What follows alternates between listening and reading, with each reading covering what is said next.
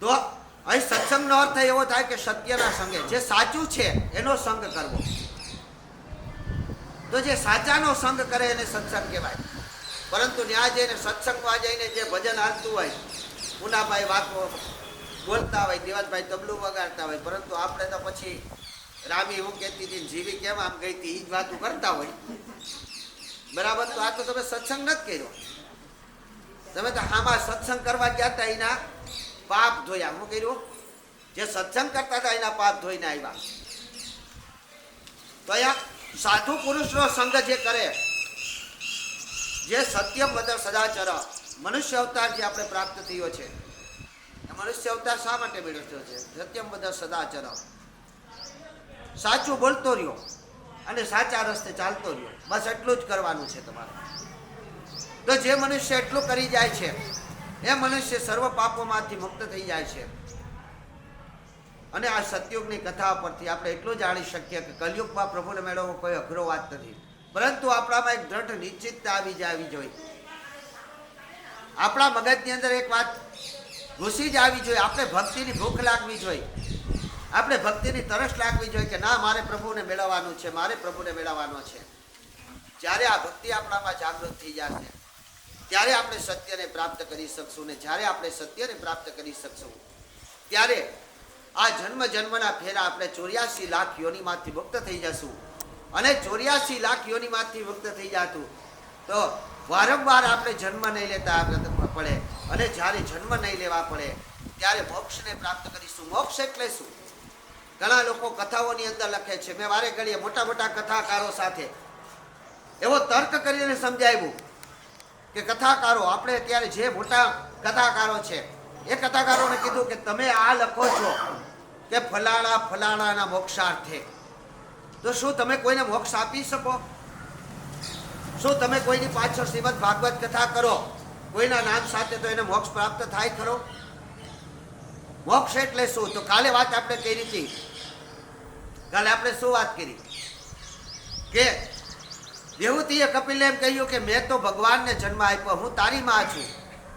મારે ઘરે અખિલ બ્રહ્માંડનો માલિક પરમ તેજ પરબ્રહ્મ પરમેશ્વર શ્રી હરિ પોતે જન્મ લીધો. અને જે ભગવાનની માં બનતી હોય એ થોડીક અસદગતિને પામે, એ તો મોક્ષને જ પ્રાપ્ત કરે ને. પરંતુ ભગવાને શું કીધું કે ના, તું મારી માં છે, પણ મોક્ષ પામવાનો અધિકાર માત્ર તારી પાસે છે. કર્મ અધિકારમ મોક્ષમ પ્રાપ્તિ થાય. ખાલી કર્મ કરવાથી જ મોક્ષની પ્રાપ્તિ થાય છે. તમે સત્કર્મ કરો મોક્ષની પ્રાપ્તિ થાય, અને કુકર્મ કરો તો કષ્ટની પ્રાપ્તિ થાય. ઘણા લોકો કહે છે કે અહીંને અહીંયા જ સ્વર્ગ ને અહીંયા જ નર્ક. એ વાતને આપણે સત્ય માની શકીએ? તો અહીંયા સ્વર્ગ અને નર્કની જે વ્યાખ્યા છે, વ્યાખ્યા જે રીતે પ્રભુની વ્યાખ્યા છે, પ્રભુની માયાને કોઈ જાણી શકતા નથી. તમે પ્રભુની માયાને જાણી શકો? ક્યારેય કોઈ પ્રભુની માયાને જાણી શક્યા નથી. એક વખત વિષ્ણુલોકની અંદર ફરતા ફરતા નારદ મુનિ જાય છે, પ્રભુની સામે દંડવત પ્રણામ કરીને કહે છે કે હે પ્રભુ, આપની માયા અપરંપાર છે, આપને આદિ અદ્ય અંત નથી, આપ નિર્ગુણ છો. પરંતુ હે પ્રભુ, આ માયાવળી શું છે કે વારે ઘડીએ મારે પણ મારા મુખમાંથી કહેવું પડે છે કે આપની માયાને હું જાણી શકતો નથી. ત્યારે પ્રભુ કહે છે કે માયા વિશે જાણવું હોય તો હાલો આપણે પૃથ્વી લોક ઉપર જઈએ. નારદજીને લઈ અને ભગવાન વિષ્ણુ પૃથ્વી ઉપર આવે છે અને કહે છે કે પ્રભુ કહો ને, માયા એટલે શું? તો કે જો સામે સરોવર બતાવે છે કે જો સામે સરોવર દેખાય છે તો જાવ એમાં સ્નાન કરીને આવો. નારદજી જાય છે ને તેમાં સ્નાન કરવા જેવી ડૂબકી લગાડે છે, એવી ડૂબકી લગાડીને બારોબાર નીકળે તો પોતે એક સ્ત્રી થઈને નીકળે છે. પોતે જુએ છે કે ઓહો, એ આ શું? જેનાથી મેં આજીવન દૂર રહેવાની વાત વિચારતો હતો એ તો હું પોતે છું. આજે તો મારું શરીર પણ બદલાઈ ગયું છે. નારદ આખી પોતાની પૂર્વ કહાની ભૂલી જાય છે. વિચાર કરે છે કે હું કોણ છું, હું ક્યાં છું, હું શા માટે છું. આવો વિચાર કરી અને નારદજી આગળ ચાલતા થઈ જાય છે. કંઈક સમજ જાતું નથી કે શું મળે છે. ત્યારે એને સામે એક રાજા મળે છે અને રાજા ખૂબ સુંદર દેખાતી આવી નારીને જોઈ અને કહે છે કે કઈ બાજુ દેવી કોણ છો તમે? ત્યારે એ કહે છે કે મને ખુદને પણ ખબર નથી કે હું કોણ છું. મને ખુદને પણ ખબર નથી કે હું કોણ છું. તો કે અતિ સુંદર છો તમે, અતિ પ્રભાવી છો, મન મોહિત કરનારા છો, તમે કોણ છો? ત્યારે તે રાજા પોતાની ઓળખાણ આપે છે કે હું આ રાજ્યનો રાજા છું, આખી પ્રજા મારામય છે અને હું પ્રજાનું પાલન કરતા છું. તમારા રૂપને જોઈ હું તમારાથી મોહિત થયો છું, તમે મારી સાથે લગ્ન કરો. જો તમને ખ્યાલ જ ન હોય તો અહીં નારદજી તેમની સાથે લગ્ન કરી લે છે. લગ્ન કરી લીધા પછી એને ત્યાં 4 સંતાનોની પ્રાપ્તિ થાય છે. આ 4 સંતાનોને કઈ રીતે પાલન પોષણ કરે છે, કઈ રીતે મોટા કરે છે, એ સંતાનોમાં કેવી કેવી ખૂબીઓ હોય છે, એ આખી કથા ખૂબ લાંબી છે. પરંતુ આ તમને હું સંક્ષેપમાં કહું છું કે એ પછી બીજા રાજા તે રાજ્ય ઉપર ચડાઈ કરે છે. આ રાજ્યની અંદર ચડાઈ થતા મહાયોદ્ધાઓ તેના 4 પુત્ર હોય છે. ક્યાં ક્યાં સુધી અનેક દેશો સુધી એની વીરગાથાઓ ગવાતી હોય છે. પરંતુ આ યોદ્ધાઓ આ રાજા સામે પરાસ્ત થઈ જાય છે, હારી જાય છે. રાજા પણ હારી જાય છે. રાજા તેને શરણે થઈ જાય છે અને કહે છે કે આની નારીઓને પકડી લેવો. પેલા મેં તમને વાત કરી હતી એમ કે પેલાના રાજાઓ શું કરતા તો કે બીજા રાજ્ય ઉપર ચડાઈ કરતા. એ ચડાઈ કરે અને રાજ્યને જીતી લે એટલે એની પર કબજો કરી લે. હવે એની પર કબજો કરી લે એટલે ભલે ને રાજ્ય ઉપર, એની સંપત્તિ ઉપર, રાજમહેલ ઉપર કબજો કરી લે, પણ પરંતુ તો કે નારીઓ ઉપર પણ તે કબજો કરી લેતા હતા, સ્ત્રીઓ પર પણ કબજો કરી લેતા હતા. આપણે ભગવાન કૃષ્ણની વાત સાંભળીએ છીએ કે ભગવાન શ્રી કૃષ્ણને કેટલી રાણીઓ હતી? તો કે 16,108 રાણીઓ હતી. પરંતુ પૂર્ણ સત્ય કોણ છે? શું છે પૂર્ણ સત્ય? શું છે તો કે પૂર્ણ સત્યને લોકો સમજવા માંગતા નથી અથવા તો સમજાતું નથી. તો કે પૂર્ણ સત્ય એવું નથી. 16,108 જે ભગવાને રાણી બનાવી એમાં 16,100 સ્ત્રીઓને તેણે બીજા રાજાના કેદમાંથી છોડાવી હતી. ભગવાનની જેને 8 પટરાણીઓ તરીકે ઓળખો છો ને, એ ભગવાનની 8 જ પટરાણીઓ હતી. ભલે પછીના વંશજ વિશે આપણા શાસ્ત્રોની અંદર પણ 60,000 પુત્રોની વાત કરવામાં આવેલી છે અને આ 16,000 થી લગભગ 1,80,000 સંતાનોની વાત કરવામાં આવી છે. પરંતુ અહીંયા આ 4 જ્યારે આ રાજકુંવરો હણાઈ જાય છે ત્યારે રાણી એમ થાય છે કે હવે તો મારે તે રાજાને તાબે થવું પડશે અને મારું સતીત્વ નષ્ટ થઈ જશે. આવો વિચાર કરી અને જંગલ તરફ ભાગી જાય છે. ખૂબ જ હિંસક પ્રાણીઓ હોય છે તેનાથી ગભરાય છે, ડરી જાય છે, પરસેવે રેબઝેબ થઈ જાય છે. થોડુંક દોડતા દોડતા આગળ જાય તો આગળ જતા તેને એક સામે સરોવર દેખાઈ જાય છે અને આ સરોવરમાં તે ડૂબકી મારે અને ડૂબકી મારીને પાછા નીકળે છે. પાછા હતા નહીં નારદ. એ નારદ અરે જુએ છે પોતાના કે આ શું, આ કંઈક ભ્રમ છે. ત્યારે સામે ભગવાન વિષ્ણુને સામે આવીને કહે છે કે પ્રભુ કાંઈક વિચલિત મન થઈ ગયું છે, સમજાતું નથી. તો કે તમે મારી પાસે માયા જાણવા માટે આવ્યા, તમે મારી માયા જાણવા માટે આવ્યા હતા, જાણવી છે મારી માયા? તો કે ના પ્રભુ ના, તમારી માયાને આજ દિવસ સુધી કોઈ જાણી શક્યું નથી, જાણી શકવાનો નથી. કારણ કે તમે સર્વમાં સર્વશ્રેષ્ઠ છો અને તમારી માયા અપરંપાર છે. અહીં નારદજીનો છે સંશય દૂર થઈ જાય છે. એમ સતયુગની વાતમાંથી આપણે દ્વાપર યુગની વાત આવ્યા. પરંતુ અહીં આજ્ઞાવલ્ક્યજી જે ભરતરાજને કથા કહે છે કે પ્રભુનું રામનું નામ જપતા જપતા ભગવાન ભોલેનાથ જે મુદ્રામાં બિરાજમાન હોય છે ત્યારે માતા સતી એની અને ઘણી સમય સુધી પ્રતીક્ષા કરે છે કે ક્યારે પ્રભુ આંખો કાઢે, ક્યારે પ્રભુ સાથે હું ચર્ચા કરું, પ્રેમાલાપ કરું, પ્રેમની વાતો કરું. પરંતુ અહીં સતીને સામે ભગવાન જોતા પણ નથી અને માત્ર ને માત્ર રામનું નામ જે પહેરાય છે જાય છે. ત્યારે સતીના મનની અંદર ઘણો સંશય ઉદ્ભવ થાય છે અને સતી વિચારે છે કે આ રામ કોણ છે એ તો જાણવું જ છે. આ રામને જાણવા માટે થાય અને શિવને પ્રશ્ન કરે છે કે પ્રભુ તમે જેના જાપ કરો છો આખું જગત તમને જપે છે. કોઈ દેવ હોય, કિન્નરો હોય, કોઈ ગંધર્વ હોય, રાક્ષસો પણ તમને જપે છે. સર્વત્ર તમે જપો છો તો જપે છે, તો તમે કોને જપો છો? ત્યારે કહે છે કે હું રામને જપું છું, મારા હરિને જપું છું, મારા પરમાત્માને જપું છું, મારા પ્રભુને જપું છું. અહીંયા સતીના મનની અંદર સંશય થઈ જાય છે કે આ વળી કોણ છે, અને એવો રામ કોણ વળી કે જેનું શિવજી દિન રાત રટન કરી રાખે છે. હું આવી પત્ની સામે ઊભું તો મારે સામું આંખ ઉગાડીને જોતા નથી, મારા સામું બે પ્રેમની વાતો કરતા નથી, તો આને તો જાણવા માટે જ આવું જ છે. અહીં ગુરુવાર પાજા કહે છે કે આ કથાને તમે સાંભળવાની જિજ્ઞાસા છે, પરંતુ બે ધ્યાન નહીં થતા. કારણ કે આ કથાની અંદર જો બે ધ્યાન થઈ ગયા તો તમે ચૂકી જશો.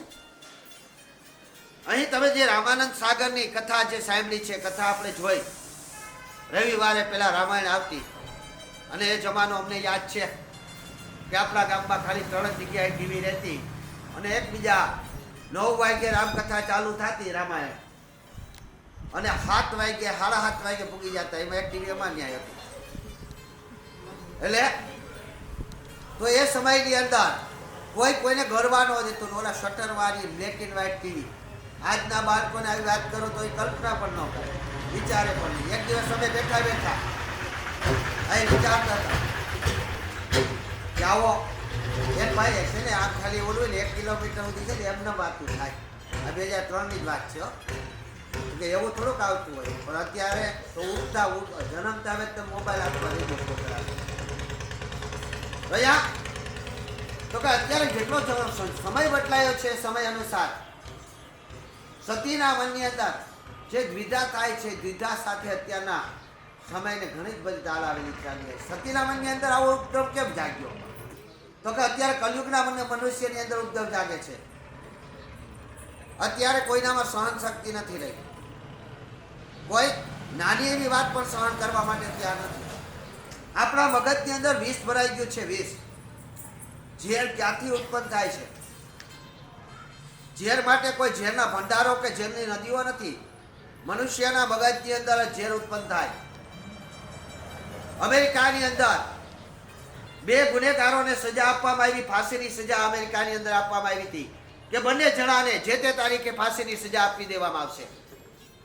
અહીં સરકાર એક સંશોધન કરવા માંગતા હતા, જે પીએચડી કરવા માંગતા હતા, એ લોકો એની પાછળ થીસીસ લખવા માંગતા હતા અને કાંઈક દેશને આપવા માંગતા હતા. એ લોકોએ સરકાર પાસે માંગણી કરી હતી કે અમારે આવા જીવતા માણસો ઉપર આવી સ્ટડી કરવી છે.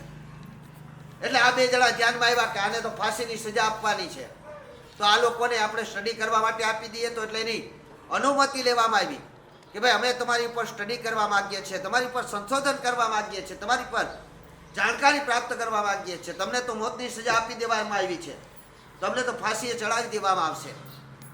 પરંતુ જો તમે અમારી વાતોનો સ્વીકાર કરો, સરકારની વાતનો સ્વીકાર કરો, તો સરકાર તમારા પરિવારને આ પ્રકારે એટલા રૂપિયાથી મદદ કરશે, આવું આર્થિક મદદ કરશે, સામાજિક મદદ કરશે. એટલે ઓલા લોકો બંને જણાએ વિચાર કર્યો કે ભાઈ આપણે તો આજ નહીં તો કાલ મરી જ જવાનું, કાલ ફાંસીએ ચડાવી દેવું, તો મરવું જ છે. તો પછી સરકાર કેમ મરીએ તો વાંધો, તો કે બોલો કરવાનું શું? તો કે તમને ખાલી 2 કોબરા નાક કરડાવવામાં આવશે. કોબરા તમને કરડાવવામાં આવે, ખાલી તમને ફાંસી આપવાની હતી, એની જગ્યાએ તમને કોબરા કઢાવી દેવાના. તમને કોબરાથી બીવને એટલે આંખે પાટો બાંધી દેવામાં આવશે. બોલો છે મંજૂર? તમારું તો મોત આમે થવાનું છે ને આમે જ થવાનું છે. તમે જો આ કરશો, અમારી વાતને માન્ય રાખશો, તો એટલું તમને આપશું. એટલા ડોલરો કે જે કાંઈ જાહેરાત કરી દીધી. અને જાહેરાત કરી દીધા પછી બંને જણાનો સમયની સામે લાવવામાં આવ્યા, અનેક લોકોને ઉપસ્થિત રાખવામાં આવ્યા. એમાં 1 જણાને કોબરાનો ડંખ મારવામાં આવ્યો, 1 જણાને કોબરો કરડાવવામાં આવ્યો, અને બીજાને ખાલી સોય લઈને એક સોય મારવામાં આવી. બંને જણા મૃત્યુ પામી ગયા. બંને જણા મૃત્યુ પામી ગયા. એટલે વૈજ્ઞાનિકોએ, ડોક્ટરોએ સંશોધન કર્યું કે ભાઈ આ કોબરા કર્યો ને એનામાં ઝેર કાંઈ, એનો પોસ્ટમોર્ટમ થાય ને, પોસ્ટમોર્ટમ થાય એટલે એ નક્કી થાય કે આનું મૃત્યુ કેમ થયું. એટલે પોસ્ટમોર્ટમ થયું, એનું પોસ્ટમોર્ટમ કરવામાં આવ્યું અને જોવામાં આવ્યું કે આનું મૃત્યુ કેમ થયું. મૃત્યુ થયું તો બંનેના શરીરમાંથી કોબરાનું ઝેર નીકળ્યું. બંનેના શરીરની અંદર કોબરા ઝેર હતું. તો આ ઝેર હતું એટલે વૈજ્ઞાનિકો પણ સંશોધનમાં પડ્યા કે હાલો આ જેને કોબરો કડાયો, આપણે જેને સર્પ કડ્યો, જેને સર્પે ડંખ દીધો, એ જીવનની અંદર તો આ ઝેર આવ્યું, એ વાત બરાબર છે. પણ જેને ભોય મારવામાં આવી હતી એ વ્યક્તિના શરીરની અંદર આ ઝેર આવ્યું ક્યાંથી? તો અહીં ઝેર જે છે એ ખરેખર તો કે આપણી બુદ્ધિથી ઉત્પન્ન થાય છે, આપણા મગજની અંદર ઉત્પન્ન થાય છે. આપણે નથી કહેતા કે ફલાણાનો સ્વભાવ તો હાવ ઝેરીલો. એટલે મેં ઘણા કાલ મેં વાત કરી એમ કે પતિ પત્ની છેદરનો, પતિ પત્નીની વચારે જે ડખા કરાવે ને મહાપાપ ગણવામાં આવે છે. એટલે પતિ પત્નીની વચારે ઝેર વોખે, મા દીકરાની વચારે ઝેર વોખે. એટલે આપણે એને એમ કહીએ છીએ, આપણા શબ્દો જેવો, આપણા ગુજરાતી શબ્દના ભાવાર્થ કરો તો ઘણા બધા ભાવાર્થો નીકળે છે. તો અહીંયા તો કે એનામાં ઝેર આવ્યુંનું કારણ તો કે એની બુદ્ધિ માત્ર, એનું મગજ માત્ર એક જ વાતમાં ગયું હતું કે જ્યારથી એને કહેવામાં આવ્યું કે કોબરા નામનો સર્પ તને કરડાવવામાં આવશે, ત્યારથી એ સર્પ કેવો હોય, એ સર્પમાં કેવા પ્રકારનું ઝેર હોય છે, એ સર્પનો ઝેર માને ચડે તો કેવું થશે, આ ને આ વિચારમાં ને વિચારમાંથી ક્યાં વયો ગયો? તો કે ઝેરીલું મગજ બની ગયું ને એટલે એનામાંથી ઝેર નીકળ્યું.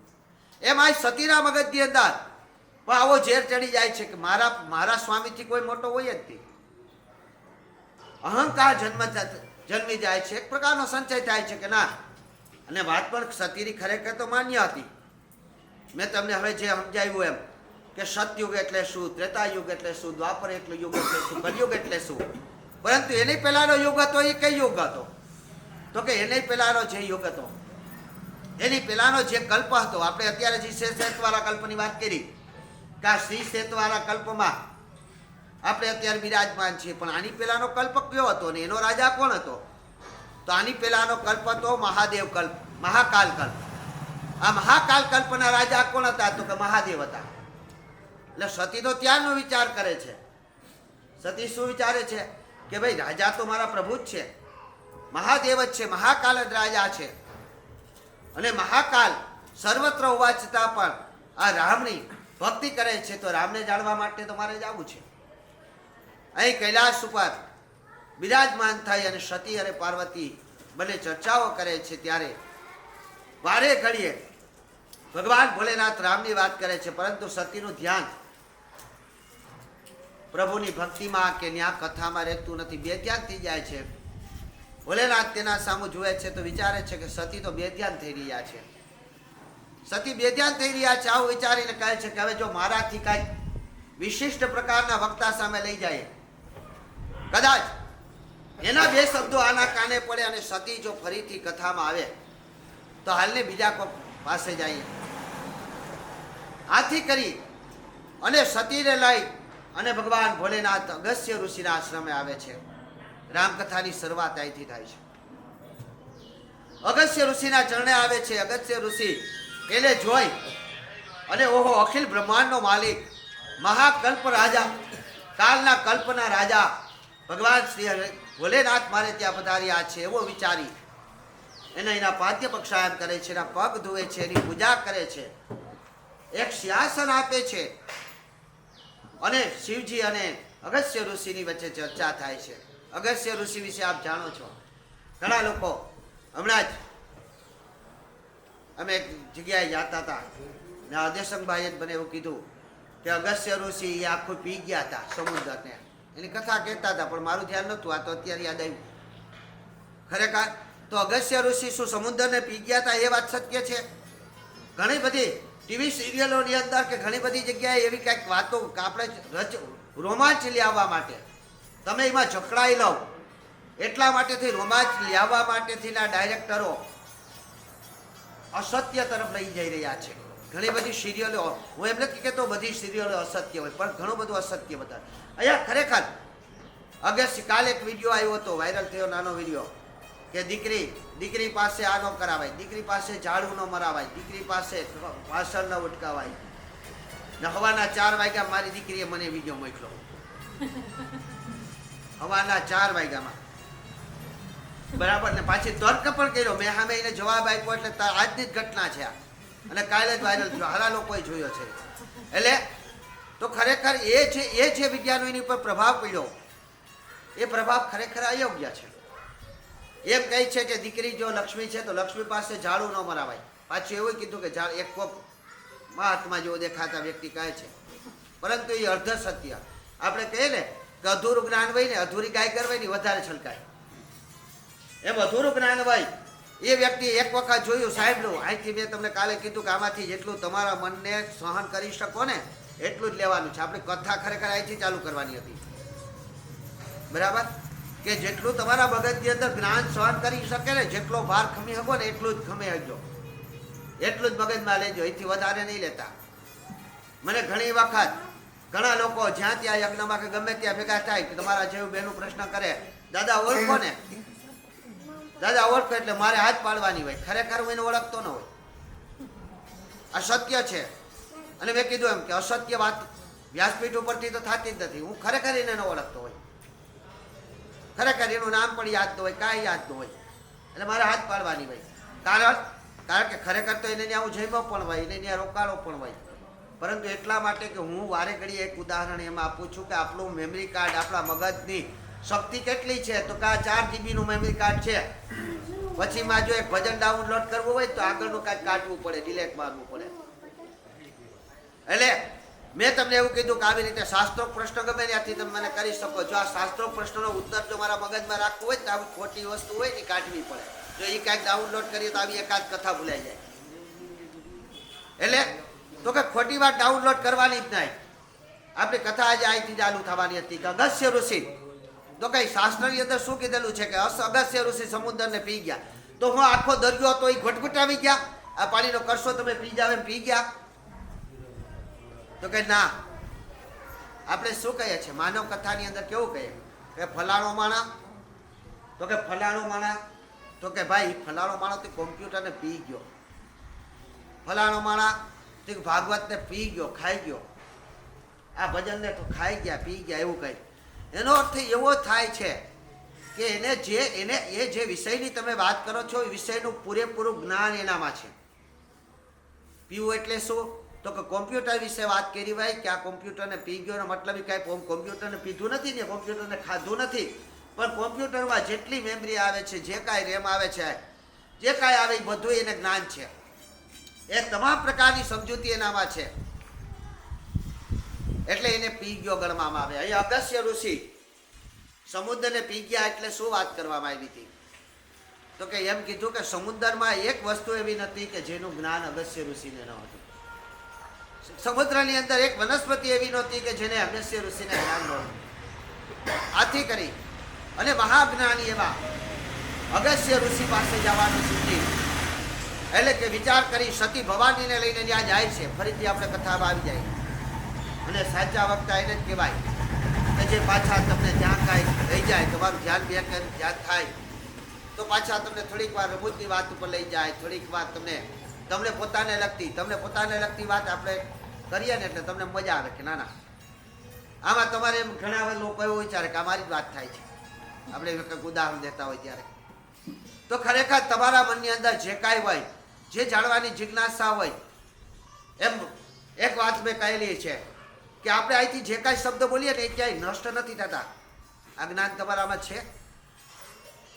તમે આજે તમે કદાચ કોઈને એના માટે સારું બોલ્યા, કોઈના માટે નશું બોલ્યા, કોઈ સારા વાક્યો બોલ્યા, ગમે તે બોલ્યા, એ નષ્ટ નથી થતા હો. જેમ તમે રેકોર્ડિંગ કરો મોબાઈલની અંદર એ હચવાઈ જાય ને, એમ અત્યારે જે આ શબ્દ હું બોલી રહ્યો છું એ રેકોર્ડિંગ થઈ રહ્યું છે આકાશની અંદર. આકાશની અંદર આ વાક્ય રેકોર્ડિંગ થઈ જાય છે ને એ મગજ, જેના મગજને લાયક હોય ને એ મગજમાં જઈને ઉતરી જાય છે. હું ખુદ પેલા એવી વાત વિચારતો ને મારા ઘરનાને પણ મેં ઘણી વખત કીધું કે આ વાત તો મેં કહેલી છે, પરંતુ આને અમે ક્યાંયથી વાંચી નથી, ક્યાંય સાંભળી નથી, છતાં આ વાત મારા મુખમાં કેમ નીકળી? તો ખરેખર તો એ વાત કોઈએ કીધેલી હશે, એ વાત કોઈએ કીધેલી હશે, પરંતુ મારા મગજમાં એ યોગ્ય હોવાથી, જેમ લોઢું આપણે લોઢું લઈને અમે નાના હતા ને એટલે લોઢું લોહી ચમવા કેવડું લઈ નીમાં ઓલો ખાસ કરીને તેથી ઓલા આવતા માઇકુમાંથી નીકળતા ને એમાં હિન્દરી બાંધીએ, કુતરી બાંધીએ અને ગામમાં નીકળતા. કારણ કે રમકડા તો હતા નહીં, અને રમકડા હતા થોડા ઘણા આવતા તો જેના ઘરે રમકડા હોય ને એ પૈસાવાળા ગણવામાં આવતા. બરાબર? કોકના ઘરે જ રમકડા હોય, બાકી આવું જ લાકડાની ને હરિયો ને ગીલે ને દાંડા ને બરાબર, થાળીઓ ને એવું બધું જ અમે તો રહીમાં છે. તો અહીંયા તો કે લોઢો અમે લોહી ચમક લઈને નીકળતા ને એમાં જેટલી ધૂળ ચોટે ને અમે એમ કહેતા કે લોહ તત્વ છે આમાં એટલી ચોટ્યું. તો 100% વાત સત્ય છે કે એમાં લોઢાનું કાંઈક તત્વ હતું એટલે ચોટી ગયું. એમ અહીંયા જે કાંઈ શબ્દ અત્યારે તમે બોલો છો એ શબ્દ તમે એમ ક્યારેય નહીં વિચારતા કે મેં કીધું કોઈ સાંભળતું નથી. હો, આપણે નાના હતા એટલે પ્રાથમિક શાળામાં એક પાઠ આપતો કે ભાઈ તમે એકલા ક્યાંય છો જ નહીં, તમે જે કાંઈ કરો છો એના કોક ને કોક સાક્ષી છે, કોક ને કોક જુએ છે. બે વિદ્યાર્થીની વાત અમારે રનલાલ સાહેબ કરતા કે બે વિદ્યાર્થીને એક કેરી આપવામાં આવી કે જા કોઈ ન હોય ત્યાં જઈને ખાઈ જા. એટલે એક વિદ્યાર્થી ખાઈને આવ્યો, એક વિદ્યાર્થી ન ખાધી. એટલે તો કે એક વિદ્યાર્થી પૂછ્યું તું ખાઈ ગયો? તો કે હા. તો ક્યાં ખાધી? તો કે આવી રીતે જ્યાં કોઈ નતું ત્યાં ખાધું. તો કે ભાઈ તે? તો કે મહેનત ખાધી. તો કેમ? તો કે તમે એવું કીધું કે કોઈ ન હોય ત્યાં ખાજે, પરંતુ આ પૃથ્વી ઉપર ક્યાંય કોઈ ન હોય એવી કોઈ જગ્યા જ નથી. ક્યાંક ને ક્યાંક પ્રભુનો અંશ સમાયેલો છે અને પ્રભુનો અંશને તમે ક્યાં જોઈ શકો છો? તમારી સૂક્ષ્મ દ્રષ્ટિ ક્યાં છે કે તમે પ્રભુના અંશને જોઈ શકો? તમારા દરેકના હૃદયની અંદર પ્રભુ બિરાજમાન છે. ચાહે શ્રોતા હોય, ચાહે તબલસી હોય, ચાહે ગાયક હોય કે ચાહે વક્તા હોય, પ્રભુના મુખમાંથી જ વાણી નીકળે છે અને પ્રભુ જ સાંભળે છે. આપણે કીધું ને અહીંયા કે રામની કથા રામની સામે કહી રહ્યા છો. ઘણા લોકો વિચારે કે રામની કથા હું રામને ખબર નથી, રામને ખબર નથી કે મારી કથા હું છે. શિવની કથા શિવને કહી રહ્યા છો. શું શિવને ખબર નથી શિવની કથા શું છે? પરંતુ મેં કીધું કે તમે વણાવો, સત્યતા ન ચૂકે. દહીંને આપણે ઝેરડીથી વરોણીએ, બરાબર, એક દૂધને કસાવવું પડે દહીં બનવા માટે. એમાં છાશ નાખો તકલીફ પડે, દહીં બને, પણ કિંમત વધે. વધે ને કિંમત દહીંની દૂધ કરતા. દૂધ 60 રૂપિયા લીટર હોય તો દહીં 100 રૂપિયા બને. એ દહીંને તમે ઝરણી મારો, બરાબર, એમાંથી છાશ અને માખણ બે વસ્તુ નીકળે તો એની પણ કિંમત વધે. કલર નો બદલે, રંગ બદલે ન બદલે ને. દૂધમાંથી દહીં બન્યું, દહીંમાંથી ઘી બન્યું, માખણ બન્યું, માખણની કિંમત વધી પણ કલર ન બદલો. એમ માખણને પાછો તપેલીમાં તળાવો અને એને ધગાવો, તાપ આપો તો ઘી બને, કિંમત વધે. ઘીની કિંમત વધી જાય ને માખણ કરતા, પણ રંગ ન બદલે, રંગ એ નહીં રાખે. એમ સાચો સત્સંગી એ છે કે પોતાનો રંગ ન બદલતો. હા, 2 કલાક સુધી આવ્યા તો 2 કલાક રામમય બની ગયા, 2 કલાક કૃષ્ણમય બની ગયા, 2 કલાક શિવમય બની ગયા. 2 કલાક પછી હતા એ નહીં.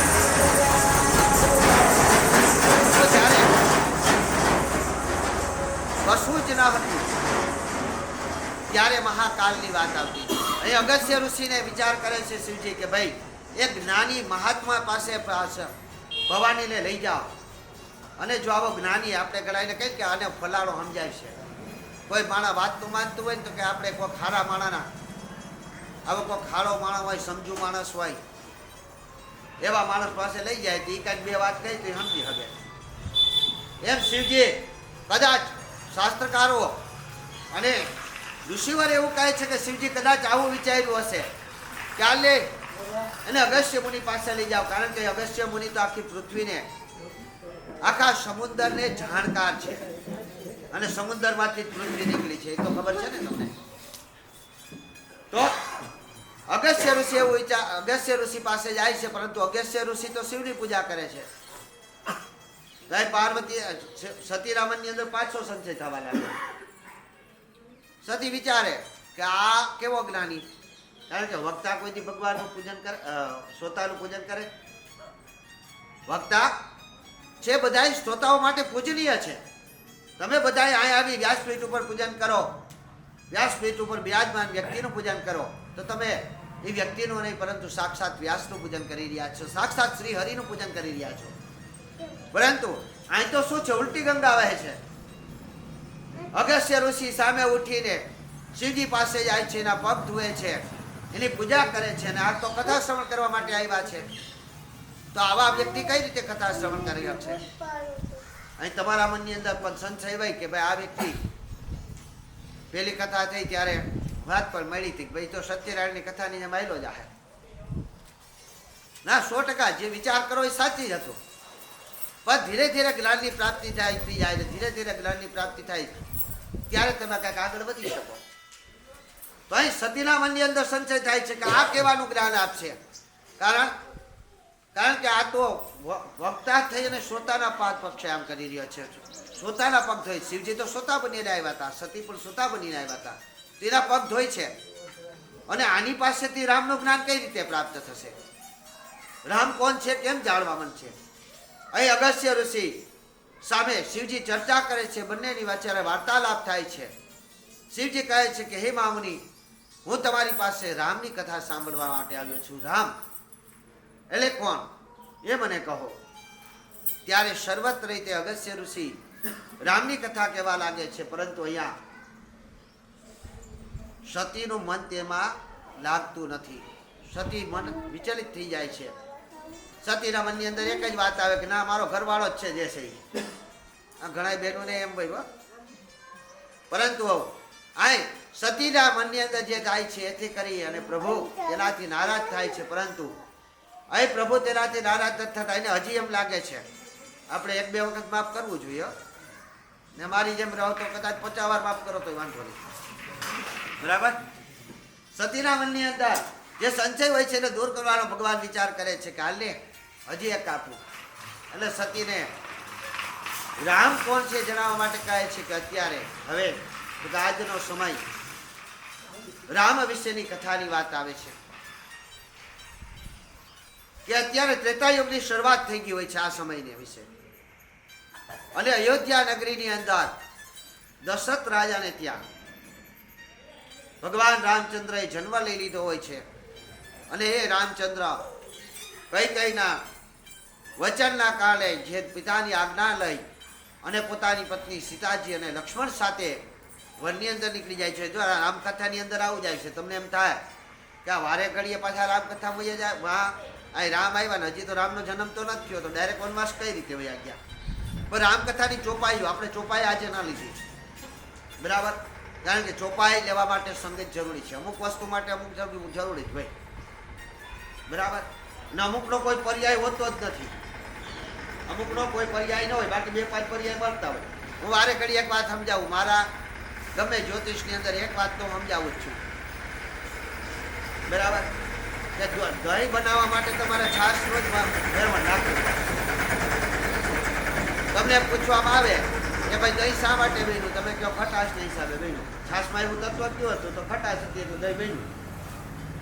બરાબર? તો ખટાશ તો લીંબુમાં પણ હતી. લીંબુ નાખશો તો શું થાય? દૂધની હાલત શું થાય? ફાટી જાય. એ વાત તો બરાબર છે. શૂન્ય થઈ જાય એની કિંમત. પછી કોઈ 10 રૂપિયાનું લે 100 રૂપિયાનું લીટર દૂધ શૂન્ય કિંમત થઈ જાય. શૂન્ય કરી નાખે. અમુક આરે અમુક વસ્તુ ભરે તો નકામી થઈ જાય. કચરો ઉકેડામાં નાખવા જાય. પછી એને કોઈ પણ કૂતરું નથી પીતું હવે તો. બરાબર? એટલે તો કે એમાં આંબલીમાં પણ ખટાશ હતી, સંતરામાં પણ ખટાશ હતી. પરંતુ એની સાથે નાખો તો એનો મતલબ એવો નથી કે લીંબુ કે આંબલી નકામી છે. ખટાશ જેટલી ખટાશ એનામાં છે એ ખટાશ ક્યાંક કામની છે.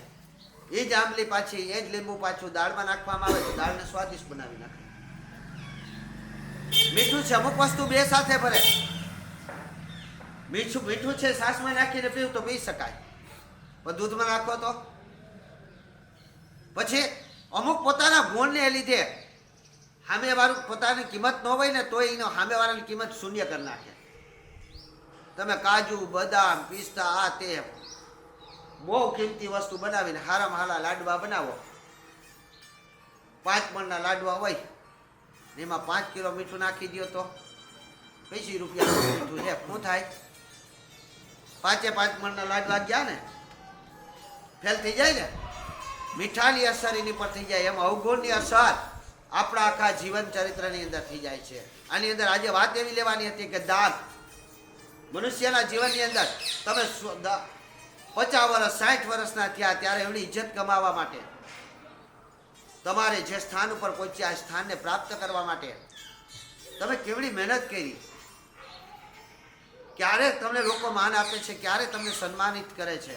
પરંતુ એ સન્માનને ગવાવવું હોય તો ખાલી એક એવું કામ કરી નાખો કે બીજે દી તમારે તો લોકો તૃષ્ણા કરવા માંડે, બીજે જ દિવસે લોકો તમારી નિંદા કરવા માંડે. પરંતુ આવો એક વિચાર તમારા મગજની અંદર આવી જાય, એક ખોટું કર્મ જો તમારાથી થઈ જાય, એટલે તો કે એક કેરી છે ને એ 9 કેરીને બગાડી શકે, પણ 9 કેરી ભેગી થાય અને એક કેરીને સુધારી શકે. એક કેરીમાં દાગ હોય એ 9 કેરી ભેગો મૂકી દો તો બીજે દી તમે જાઓ તો 9 કેરીમાં દાગ લાગી જાય. પણ 9 કેરી ભેગી રાખી હતી તો એક કેરીનો દાગ વયો ગયો. તો એમ નથી જાતો. એમ જ અહીં વાત, જે સત્ય છે એ સત્ય પર જો અસત્યનો દાગ લાગી જાય, તમારી જિંદગીની અંદર કાંઈક એક કર્મ તમારું ખરાબ થઈ જાય તો એની સજા તમારે કેટલા વર્ષો સુધી, અનેક જન્માંતર સુધી ભોગવવી પડે છે. અહીં રામકથાની અંદર સતીને કેવી સજા ભોગવવી પડી એ વાત આવે છે. સતીના મનની અંદર માત્ર ને માત્ર સંશય થાય છે કે મારા પતિથી મોટું કોઈ નથી, મારા પતિથી મોટું કોઈ નથી. ભગવાન પાછો વિચારે છે કે હજી સતી સુધરી જશે, હજી સતીના મનની અંદર આવું થાય. એટલે તો કે વાત આપણે જ્યાંથી ઉપાડી કે રામકથાની અંદર એવી રીતે આવશે. બાકી રામાનંદ સાગરની રામાયણ જોઈ તેમાં પેલા દશરથ પુત્ર કનિષ્ઠ યજ્ઞ કરાવે, યજ્ઞથી એને ત્યાં 4 પુત્રોનો જન્મ થાય. એ 4 પુત્રોથી આપણે આગળ આવીએ તો તમને એમ થાવ એમ ક્યાંય મનની અંદર વિચાર નહીં લેતા ગોર બાપા બીજે રસ્તે વયા ગયા, વ્યાસપીઠ ઉપર બિરાજમાન. જ્યાંથી દુહા સાથે, સંત સાથે, ચોપાઈ સાથે જે વાત જ્યાંથી કહેલી છે ત્યાંથી જ હું આ વાત કરું છું. તો ચોપાઈ સાથે વાત અહીંથી થાય છે. તો સતીને કહે છે કે હવે તમને રામના સાક્ષાત દર્શન કરાવું હાલો. અને ત્રેતાયુગની શરૂઆત થઈ જાય છે. અહીં રામ મરીચ નામનો વ્યક્તિને રાવણ બોલાવે છે, સીતાજીને જોઈ જાય છે, રૂપથી મોહિત બની જાય છે અને મરીચને કહે છે કે મૃગ બની અને સીતાને મોહિત કર, રામ ત્યાંથી દૂર થાય એટલે હું અપહરણ કરી દઉં. મરીચ ના પાડે છે કે ના મહારાજ આવું ન કરાય, તો કે હું તને સજા કરું અને તું રાજ આજ્ઞાનું ઉલ્લંઘન કરે છે.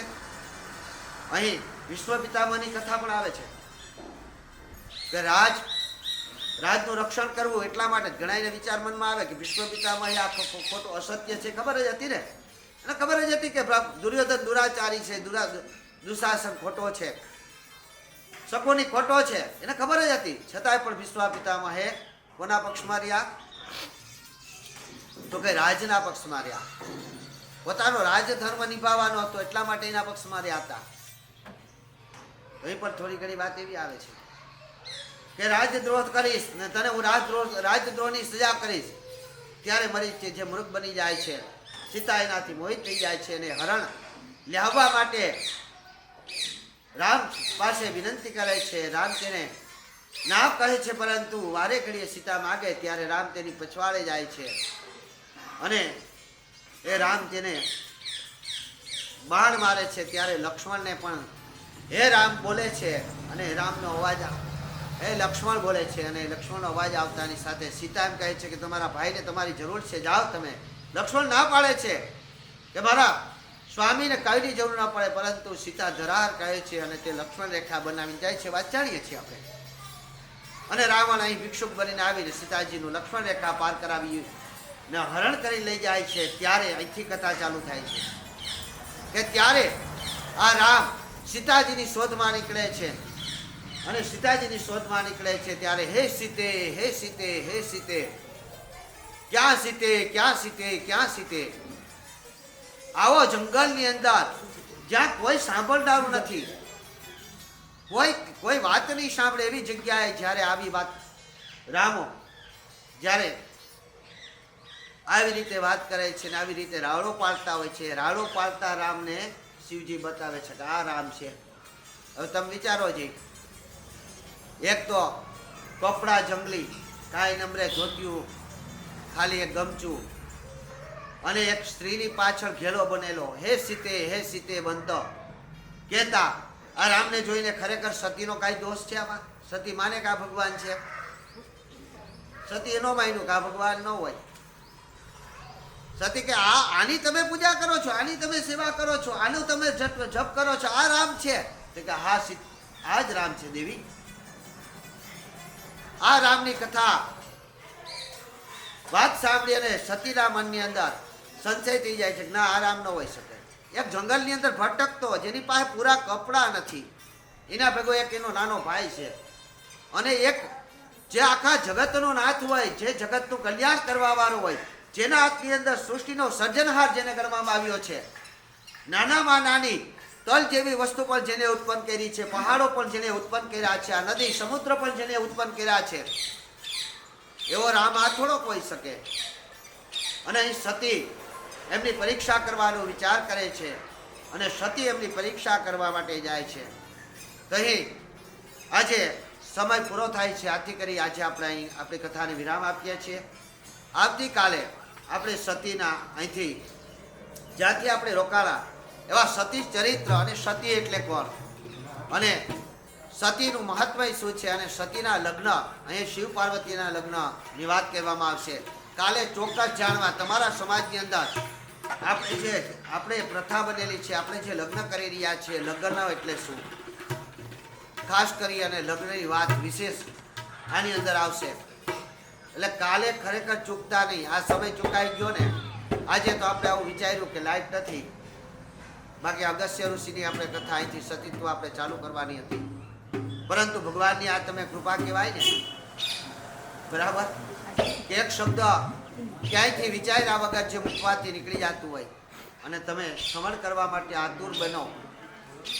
એટલા માટે તો કે કાલે સતીની વાત, સતી કઈ રીતે ભગવાનની પરીક્ષા લે છે, રામ કઈ રીતે એને આવકારે છે, રામ આવકાર્યા પછી સતી એની સામે કેવા પ્રશ્નો કરે છે, રામ એને શું જવાબ આપે છે અને સતીનું અહીંથી આગળ જતા શું થાય છે તે સર્વત્ર વાત અને સાથે સાથે શિવ પાર્વતીની વાત, એના લગ્નની વાત. આપણે જે લગ્ન કરી રહ્યા છીએ, લગ્ન ક્યાં છે ખબર છે?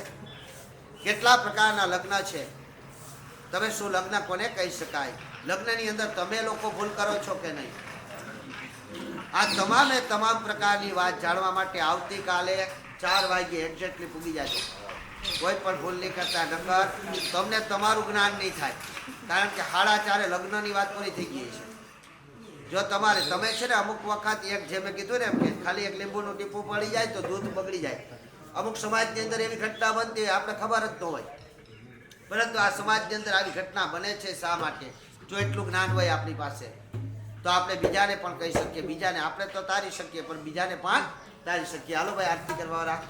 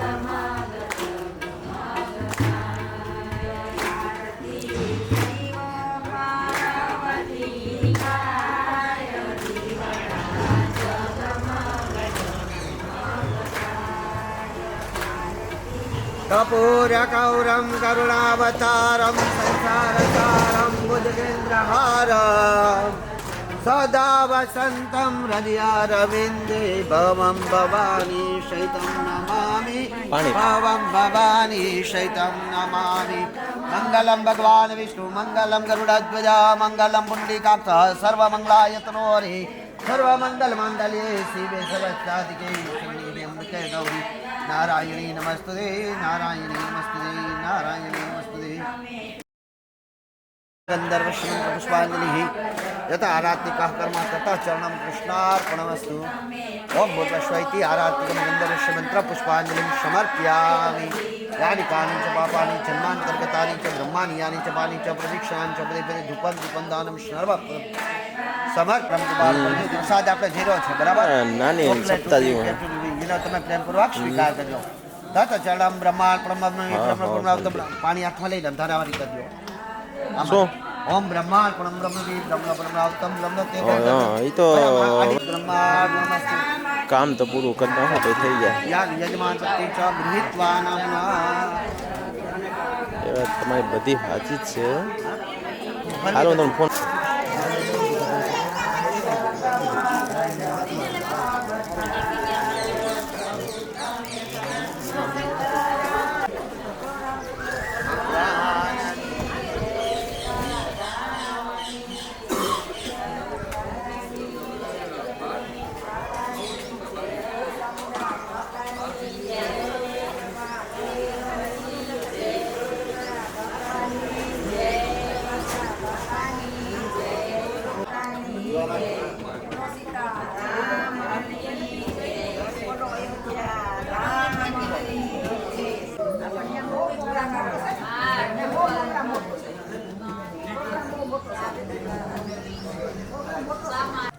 આ રામ મંદિરને આપણે જે કાલે આખી વાત કરી ને આજે એટલે અત્યારે કરતો નથી પરંતુ આ રામ પરિવાર તરફથી જે કઈ વ્યક્તિઓ આ આરતી ઉતારશે અને આરતી ઉતારવામાં એક વાત આપણે નિશ્ચિત કરેલી છે કે આપણે આરતી એ લોકો પાસે ઉતારવી જેથી કરી કોઈને ગામમાં ખોટું ન લાગે એટલે જે દેવાલયોના પૂજારીઓ છે અથવા તો દેવાલયોના ભુવા હતાઓ છે ગ્રામ દેવતાના ભુવા હતા હોય કે અન્ય તે તમામોના હાથે આપણે આરતી ઉતારીએ છીએ અને છેલ્લા દિવસે કદાચ શક્ય હશે તો આપણા જે બહેનો બધી બહેનો એક સાથે આરતી ઉતારશે તો એ રામ પરિવાર તરફથી જે વ્યક્તિએ આરતી ઉતારી હોય એનું સન્માન કરવામાં આવે છે તો આજે અમરેશ્વર મહાદેવના પૂજારી શ્રી રણછોડ બાપુનું સન્માન આપણે જે રામ પરિવાર તરફથી સન્માન થાય છે એમના ભુવાતા રામ પરિવારના લાખડાઈમાના ભુવાતા શ્રી મેણસીભાઈના હાથે શાલ ઓઢાડીને એમનું સન્માન કરવામાં આવે છે તો આપણી તાલીઓ મળવી જ જોઈએ ભલે બે પાંચ અવાજ કમસે કમ રોજ સુધી ભગરાજ બાપા એ તો સમજાવવો જોઈએ કે રામ પરિવારની પ્રસાદી છે અને બાપુ અમરેશ્વર દાદાના શિવની કથા આવીને શિવજીના પૂજારીને